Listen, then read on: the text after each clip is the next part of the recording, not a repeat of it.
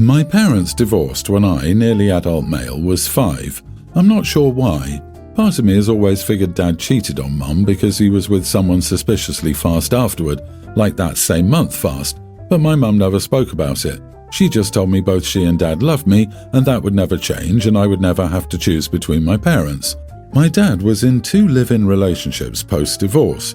When I was 7, he was with Jen and had Luna tween with her, and then when I was 10, he was with Bree and had Harry pre-tween with her. Jen and Bree stopped being moms to their kids, so my dad became a single full-time parent to my half-siblings. From that point onward, my dad has tried to convince Mom she could step up and at least fill some kind of female role model relationship with them. He also corrects me on the half-siblings term and says we're just siblings, and if I were to call them just my siblings, it might soften Mum's heart to be a female or maternal figure for them. He would ask Mom on my behalf to let me have my half-siblings over to her house during her custody time. My parents share equal time with me. He would claim I missed my half-siblings when I was gone, and I wanted to spend every holiday with them, etc. None of this is true. I never said those things or implied them. Luna is having a really hard time with no female family members. She has a dad, 2 half-brothers and an uncle. So Dad has been more forceful about Mom's part in all of this lately, and now he's trying to rope me in more. He sat me down recently and told me my half-siblings deserve to have Mom, and I could help them with that.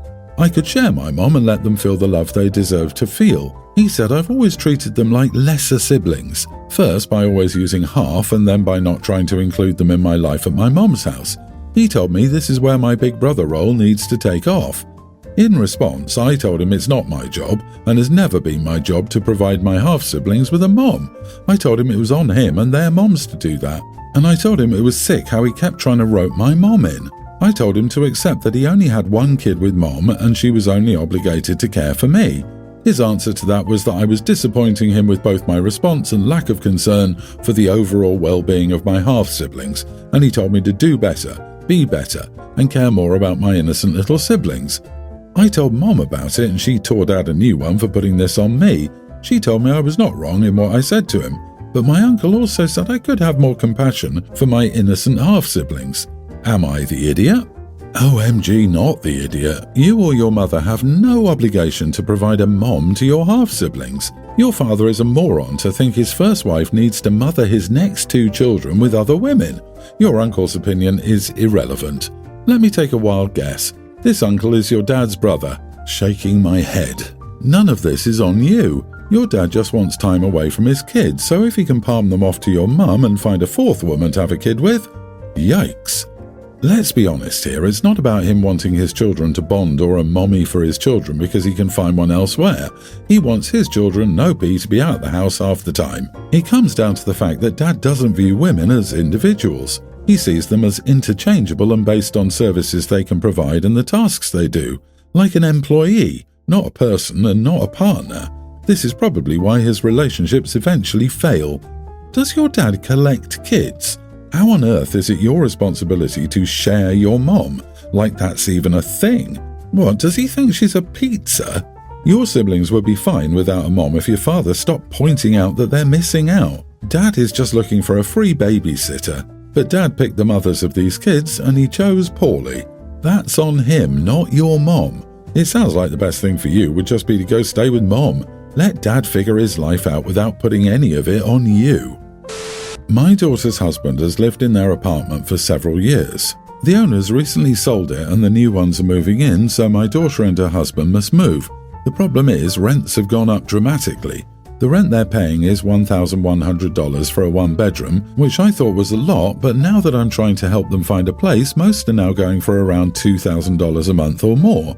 They can't afford this. My daughter knows she's always welcome at home, granted a baby complicates things. I wasn't happy about her having a baby. She's young, just turned 22, but I would never deny her housing. However, I can't stand her husband. Let's just call him Aaron for simplicity's sake. I wouldn't invite Aaron over for dinner, let alone let him live with me. Aaron's in his mid-30s, criminal history, hair trigger temper, chronic immaturity and jealousy and possessive streaks have caused a strain in their relationship, which I obviously do not approve of. Honestly, when she told me she was pregnant, I finally thought we'd be rid of Aaron. I genuinely thought he was exactly the kind of man to ditch. They've been on and off over and over since she was about 18 or 19. Alas, if anything, it made him cling to her tighter. They had a very rushed wedding, and this is their longest stint together without any breakups, just over a year. There's still been a fair share of dramatics, of course, but I'm surprised they've made it this far. Even so, I simply don't want to live with Aaron. I don't like him. I don't want him around me. I go above and beyond for my daughter and the baby. They can stay as long as they need, but not him. Obviously, this has created a rift between my daughter and me. She doesn't want to live separately from Aaron. I told her that she needed to figure out alternative arrangements. Well, their move-out date is rapidly approaching, next week, and they still haven't been able to find a place, and she's panicking. She's been begging me to let them stay. I reiterated my terms. Aaron simply cannot stay here. This led to a lot of tears and some angry words, namely me being an idiot. I can genuinely see why she might think that, but I also have to think about myself and my own sanity. Not the idiot. If she's adult enough to get pregnant and get married, she's also adult enough to figure things out. Either she accepts your terms, it's your house, or they can stay with friends or his family. Can't have it both ways. Aaron's a one-man communist parade. He comes with so many red flags. A man in his 30s chasing a teenager. Criminal record. Anger management issues. Jealous, possessive, controlling. The best thing you could do for your daughter would be to get her to leave Aaron, but unfortunately she's not ready. Keeping this boundary and keeping your home open to her and her child only may, in fact, work in the long run when she's ready to leave because she will know she has a safe place open to her. But until then, you're likely going to be kept away from your daughter and grandbaby. Your daughter and Mr. Wonderful have had ample time to find housing. It's down to the wire. You've opened your home to your daughter and the baby. It's not your responsibility to bail out two broke adults with the baby. Mr. Wonderful can find a temporary place to stay. Your daughter is young and I'm sure she thinks Mr. Wonderful hung the moon, but their predicament isn't your problem to solve. You offered her a place to stay, the ball is in her court. She chose a loser, and that carries consequences. Stand your ground, OP. I go above and beyond for my daughter. Evidently not. If that were true, your daughter and her husband would already be living with you. Or better, you would have stopped a grown man from grooming your teenage daughter years ago. So it's time to nut up or shut up. If you truly go above and beyond for your daughter as you claim, then it should be obvious what to do. A few years ago, I, 25 male, was accused of fathering a child with my sister's 23 female best friend. She had some weird obsession with me, as we came to find out. This accusation caused a lot of drama in the family, including, for a time, my parents refusing to talk to me for not taking responsibility and having this woman in their house to live. My stepsister, 26, did something I would never recommend anyone do, but I'm so glad that it worked out for me. She outed me to my family as gay. My stepsister has been my BFF since we were 5 and before our parents were together, so she knows everything about me and was only one of 2 people to know. She did this out of frustration for how they treated me. Still, unfortunately, they thought it was a last-ditch effort to save face until my great-grandma, the only other person to know, barreled in, telling everyone off for their BS and whipping them back into order. After all that, we found out that my sister was in on this weird thing with her friend to baby-trap me so her friend could be with me and they could be sisters. The rest of the family disowned her for causing all that. Since then, my parents have been on thin ice but have actually been very apologetic, and honestly, I feel like they overly favour me to make up for all that. My sister has made contact with our parents wanting to be part of the family again. My parents gave me the option of letting her or not. I didn't take any of the options and told them to decide for themselves, but I did lay down the fact that I would no longer be a part of their lives if they let her back into the family. Am I the idiot for making my parents not welcome my sister back into the family? Edit, my sister's friend didn't know I was gay. The only people who knew were my stepsister, 26, my great-grandma. My other sister, 23, and her friend didn't know. I brought up paternity tests a lot, but at the time my family saw it as a desperate lie. Plus, I couldn't really force it unless I had money to petition a DNA test from the courts. I think my parents gave me the choice out of guilt for what happened. I can't be certain. Sister hasn't apologised, that's what bothers me so much.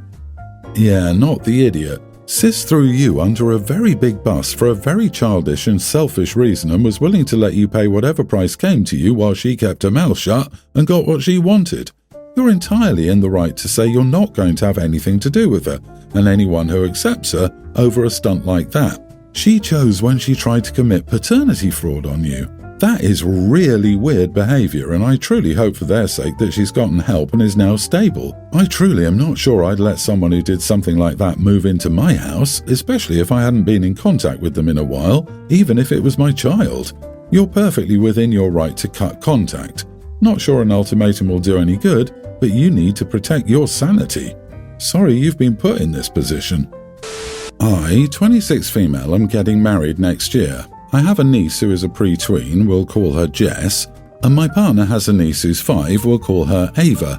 Jess is painfully shy. She's cried through every school function she's been in, hates having her photo taken, and takes a long time to warm up to people. So when we picked our flower girl, the obvious choice was Ava, and that seemed fine until a few weeks ago. Now Jess is becoming jealous. Ava was practicing the other day and she tried to rip the basket out of her hands and we had to separate them. She keeps complaining about Ava getting a dress with a bow, calling her a stupid baby. Jess's mother is mad at me now, saying that I shouldn't have based my decision on Jess's previous actions and that I should let her be my flower girl because she wants to be one so very bad. When I said that I wasn't changing my mind so close to the wedding, she said that my favoritism was showing. I'm not trying to play favorites, I just thought Jess would be miserable in that situation. I had no idea that this would be such a big deal. Am I the idiot for my choice of flower girl? Edit, Jess's mom said that she doesn't have to apologise to Ava for being physical because these are big feelings for a little girl. You are the idiot. Have some sympathy for the child. I tell her she can also be a flower girl if she wants to. She can have a pretty dress with a bow and she can walk down the aisle with Ava. And if she freaks out when it's time to actually walk, tell her it's fine, she doesn't have to do it and she can have a seat. I mean, she's just a little kid. If the only reason you didn't pick her is because you thought she wouldn't want to do it, at least give her the opportunity. I disagree. She's old enough to know that a tantrum is not how you get what you want and that behaviour should not be rewarded.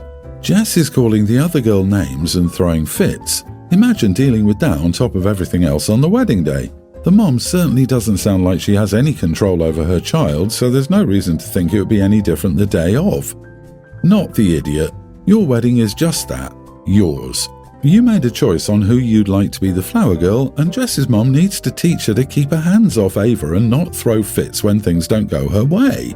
Jess's mom can get bent. Her precious angel is being a little idiot, and based on their behaviour, I'd be nervous about them even attending my wedding. Seriously, I would assign someone to keep an eye on them and be prepared to remove them if there's any disruption. My mom, 64, is polite and generally keeps a distance from my wife, 26. My wife has trouble with social interaction and they get off to a horrible start.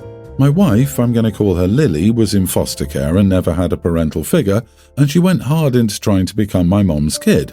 I think it would have happened if my wife had let the relationship grow naturally, but she didn't take any of my warnings and bulldozed what my mom wanted. A few examples. She kept calling her mum even after she told her multiple times to call her by her name. Lily would make her uncomfortable, especially when she asked my mom personal questions or went way too deep. I've talked to her so many times, but she doesn't stop. The family has taken their concerns with me and have told her to stop. The big turning point was when my mom and her daughters, my sisters, went to visit a deceased family member. It's a tradition between the three of them. Well, Lily heard about it and went. It went very poorly and my sisters dislike Lily now too. We're invited to events and are still in the family, but the women of the family keep their distance. There's a girls' trip coming and she wasn't invited. This made my wife very upset and was ranting. I had enough when Lily said she was her kid. I snapped and told her my mother would never be her mom and you need to stop. She ended up crying and now I feel guilty. I just don't know how to get it through her head that she needs to stop. I've talked with her so many times and she's already in therapy. I see both sides of the story here. I feel so sad for your wife, but also for your family. I can imagine your wife thinking for a long while that once she gets married, she'd finally have parents. It was her last chance to get some in her mind, I'm sure. Unfortunately, that's not always how life works, and I don't think you were the idiot for saying what you said. It's good that you did. she can finally realize that they'll never accept her as their own. Hopefully she'll stop trying so hard. My heart goes out to her though. Sure does sound like the therapy isn't working. I'm sure you could have told her what you did gentler, but I'm still going not the idiot. It sounds like she's been warned and told so many times. At what point does she take responsibility for her actions? Your family is enforcing boundaries. Lily can't and won't behave appropriately towards them, so your family members are minimizing her opportunities to behave inappropriately. Info, why is your mom so against her being close to her in the first place? I'm shocked by how many people judge based only on the information at hand. The timeline is confusing to me. When did she start calling her mum? How did the family welcome her or not welcome her? Everyone is talking about boundaries, but I'm sorry. Asking personal questions of a family you're married to doesn't sound like some awful thing. Mom seems to be insensitive. I mean, she has the right to set up boundaries, but it almost seems like she isn't willing to accept OP's wife as part of the family. I feel very sorry for Lily.